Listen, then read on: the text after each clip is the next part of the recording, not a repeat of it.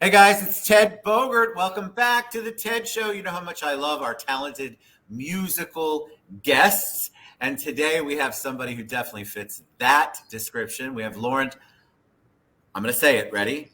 Boukobza. Yes. Boukobza. Laurent is here, and he's going to say his name correctly. He is a pianist, a Parisian. We're going to talk about all of that. He's going to perform for us, which is such an honor. I love that. Welcome to the show, Laurent. How are you today? Thank you so much, Ted. Thank you for inviting me. Yes, my name is Laurent Boukobza. I'm doing great. I'm doing fantastic. I actually just came back from France last night, arriving at 1 a.m. Wow. So I'm still on the French time, but that's fine. I'm happy. I'm very happy to be here. I'm very excited. I'm excited to have you. I'm jealous that you were in France because it's one of my favorite places on the planet. I absolutely love the French people and the French food and, of course, the French wine.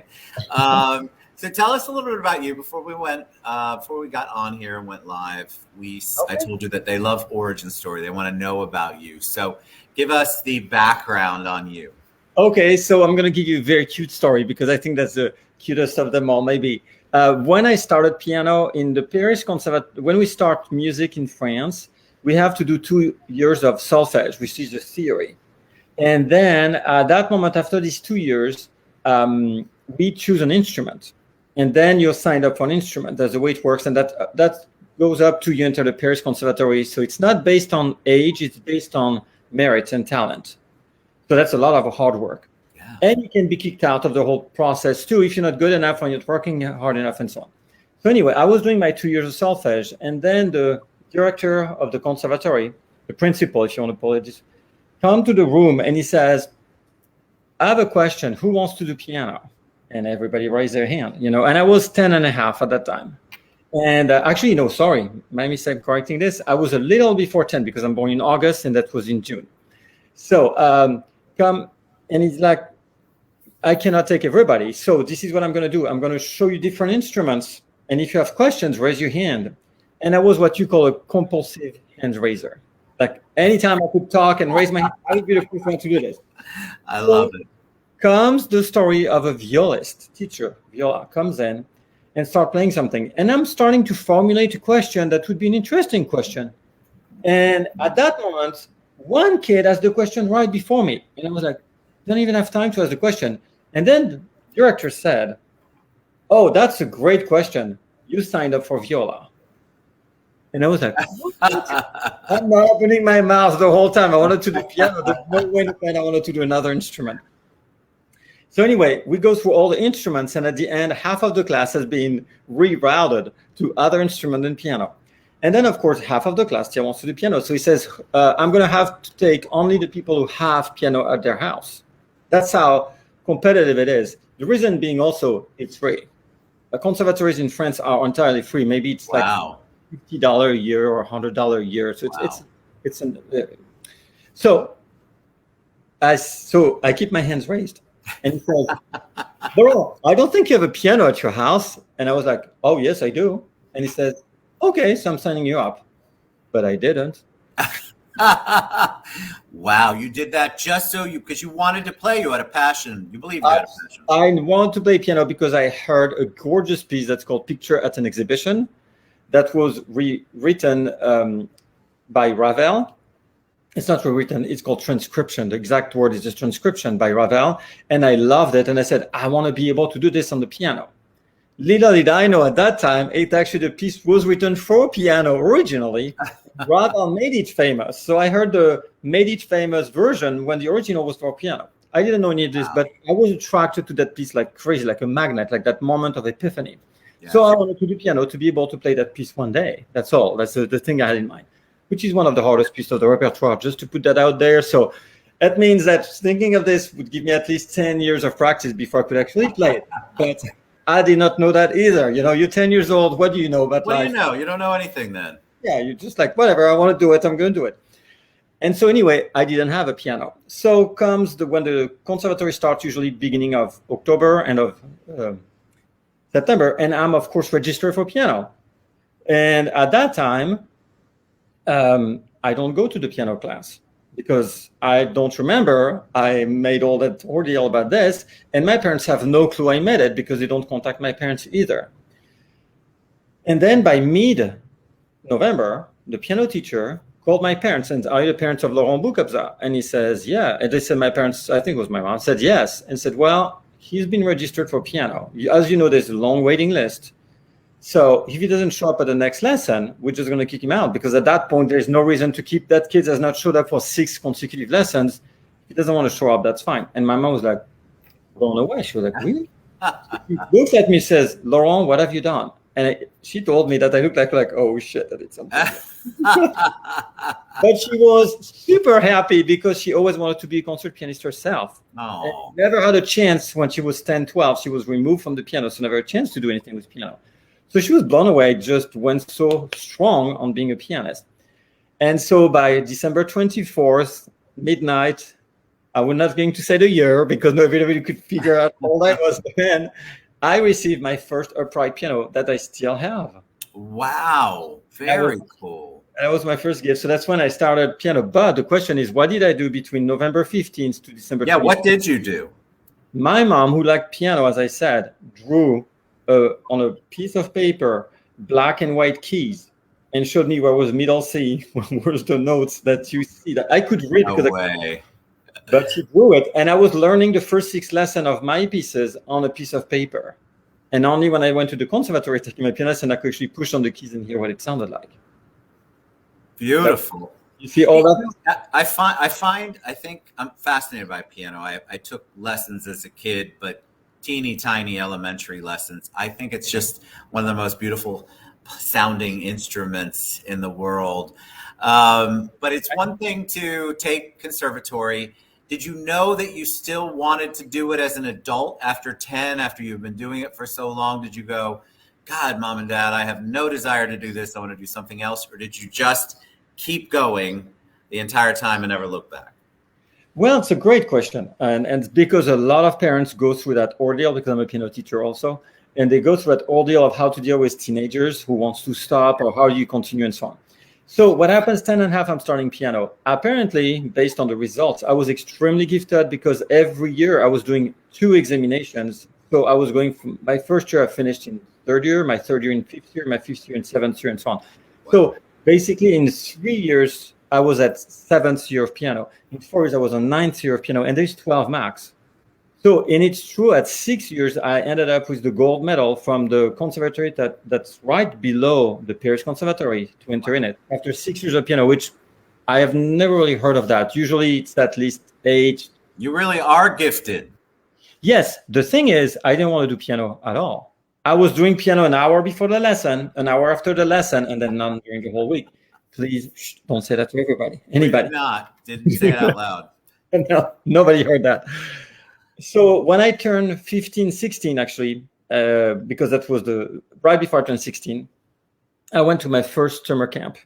And actually on my website, I think there's a laurentboukobza.net. On my website, I explained the whole long story, so you can go and look at it. I went on my first music camp, and I heard all this orchestra. There's like about 100 instrumentalists, but about 20 different instruments. And I heard this orchestra rehearsing all the time. I was so in love with this. I finally heard the orchestra for real. And the whole summer for like 2.5 weeks. And I fell in love with that sound. Everybody practicing in every room. There's a flute here and a violin there and a cello there and a singer here and so on and so on. And piano, of course. And I was not the strongest pianist by any means there. I was kind of in the middle. I was not a star or I was a terrible one. But I fell in love with this. And then everybody left because that was the end of the camp. But my parents let me stay for like maybe 2 or 3 hours after that. Nice. And I went to the same place and it was empty, no sound. And I cried like a baby. I was like, I can't imagine now living my life without that permanent, beautiful. Yes. Oh, I love that story. That's great. All right. So tell us what you're doing now. What's going on? You have your name and then you have concert pianist right after it. Yes. So obviously you are still making beautiful music. What are you up to now? So, well, I've dedicated my life. As soon as I was 18, entered the Paris Conservatory, graduated from it. Then I went to international piano competition. Then I started touring the world. So 91, 94, I was at my house maybe 4 months a year at the most. I was always on tour and stuff like that. And then I found out that in 94 that touring for me was very solitary life. And I didn't love it as much. I love to teach. And I love to play chamber music with other instrumentalists. But I love solo recitals. So I love it all. You know, it's kind of on my cake and eat it too. Kind of this the story. I want all of it. I always just do recitals. So anyway, I went on with this, and I always love to do recitals. So my big, huge project right now is to record all 32 Beethoven piano sonatas, because there's 32 of them. That's about 650 pages of music. Wow. 30 hours of music. It's the 9 to 10 CDs, although CDs don't really exist anymore. I mean, the actual... They don't anymore. Isn't that funny? Yeah, I know, right? And it went so fast. I mean, really appeared 20 years ago, disappeared like 5 years ago, something like that. And so I'm doing this, and that feast has been made only by 27 pianists in the past century. Wow. So I'll be pianist number 28 once it's done. So at the moment I'm about to start it, COVID hits. It was in March 20. Yeah. And Crazy. my kids come over, and they were just like, Dad, you know, instead of just wasting your time doing nothing, because you can't give a concert, nothing's happening, why don't you open a YouTube channel? And I was like, because I'm not a YouTuber, I don't know anything about this. I'm not really tech savvy, as we all know. And so anyway, me either.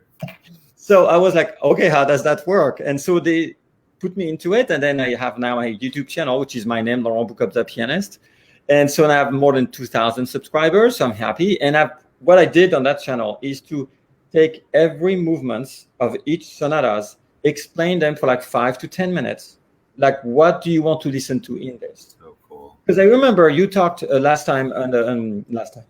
One of the time I heard you in your shows, you were talking about how intimidating it could be for anybody to go into a concert hall.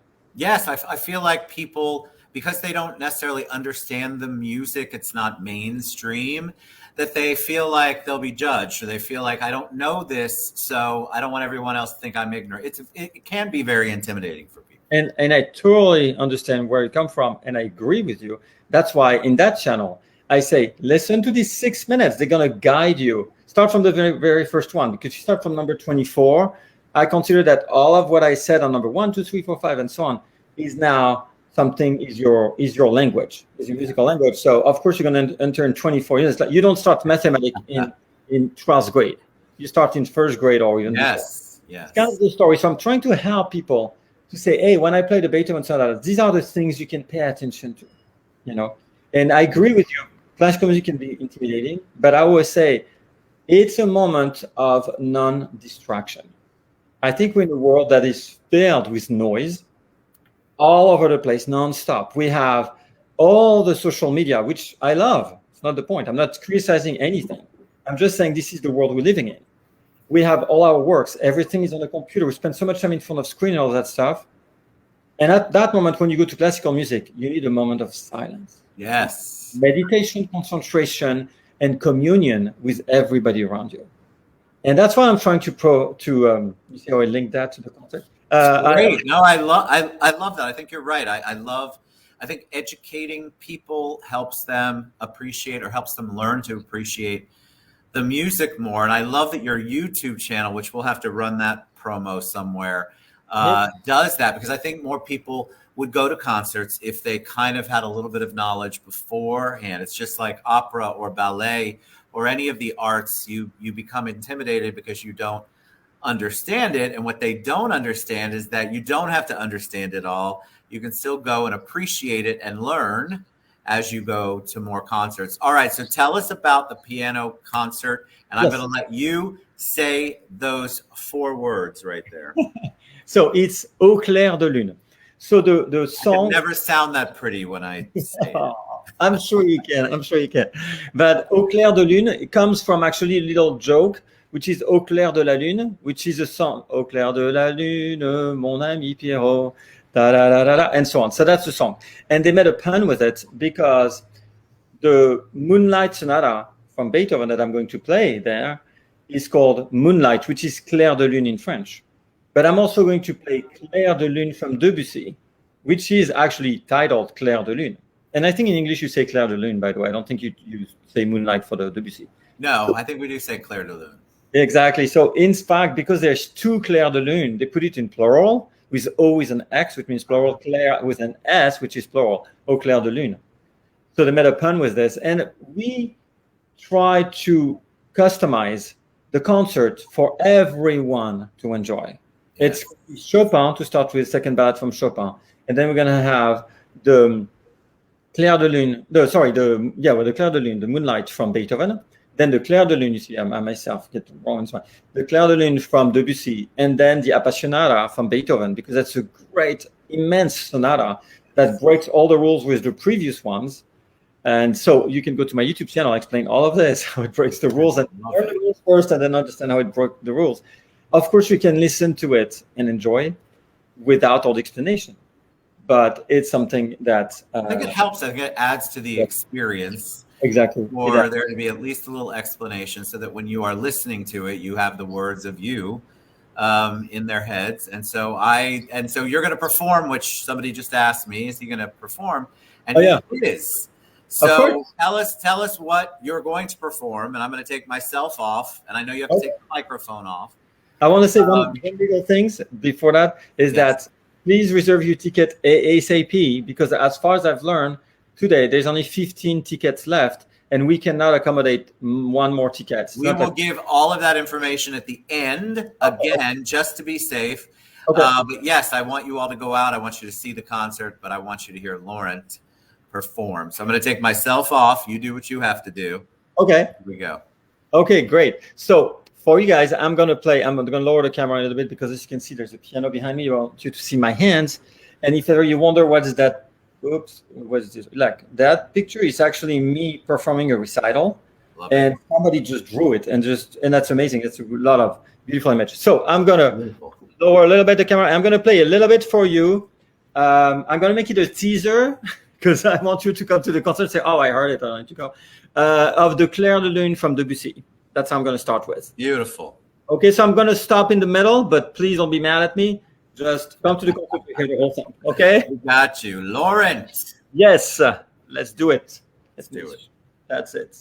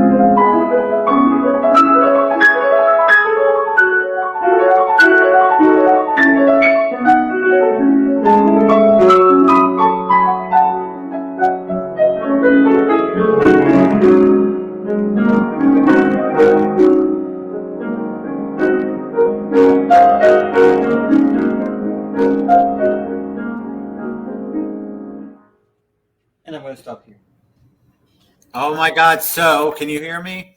Oh yes, very well, very well. Okay. So, what I want to tell you is I recognize that. Tell me if I'm wrong. It Yes, sounds like the music at the end of Ocean's 11 yes, that's actually correct. when the fountain is going and they're all go their separate ways. I love that. I did not know that because I don't do really a whole bunch of research. It was beautiful. Literally, I took myself off. I closed my eyes and I just went with it. It was very relaxing and beautiful. And I don't know anything else about the piece, you all who are listening and going, well, I pulled that from a movie. This has been around much longer than that movie, trust me.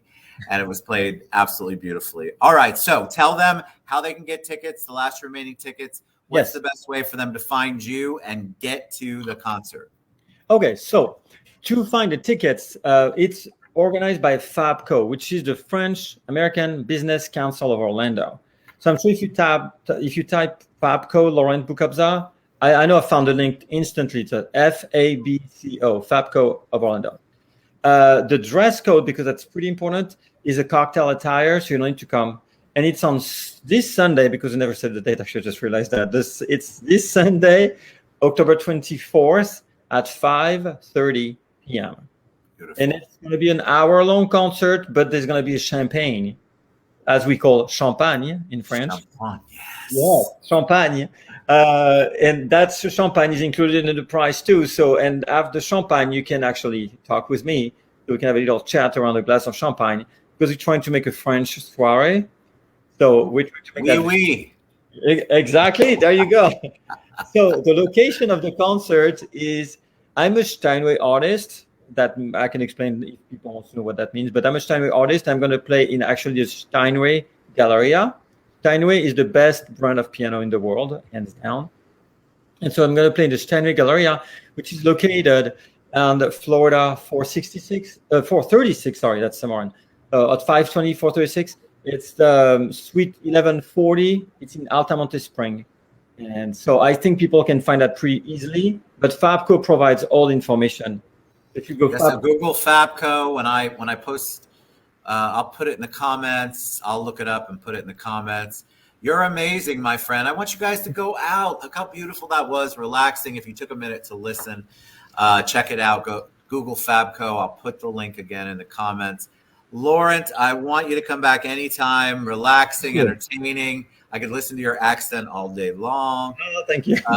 My grandmother was part French Canadian, so I grew up listening some. Absolutely. But I can tell you France is one of my favorite places. Thank you, my friend, for coming on the show. Really appreciate it. Beautiful, talented. You guys, not intimidating, right? Laurent is not intimidating. He wants you to love and enjoy the music and develop a passion for it or an appreciation at least.